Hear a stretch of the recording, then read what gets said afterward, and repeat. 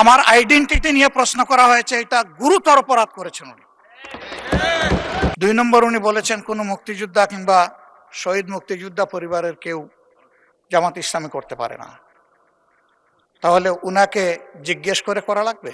মুক্তিযুদ্ধে তার অবদান সবকিছুই বলেছেন, কিন্তু নিজের অবদান বলতে গিয়ে আরেকজনের অবদানের উপরে হাতুড়ি পিটানোর অধিকার কাউকে দেওয়া হয় না। তিনি পার্সোনালি আমাকে হার্ট করেছেন। তিনি বলেছেন যে আমি বলে থাকি আমি শহীদ মুক্তিযোদ্ধা পরিবারের সদস্য।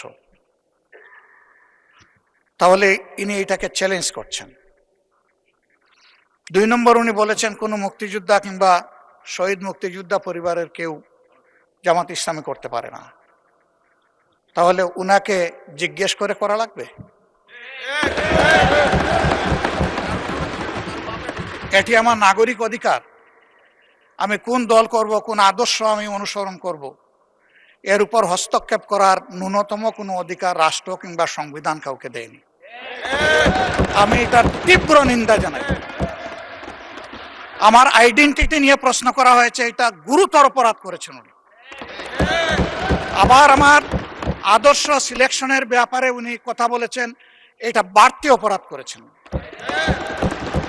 আমি অনুরোধ করব মাননীয় স্পিকার, তার এই অসংসদীয় অংশটা এখান থেকে যেন এক্সপাঞ্জ করা হয়। শেষে গিয়ে উনি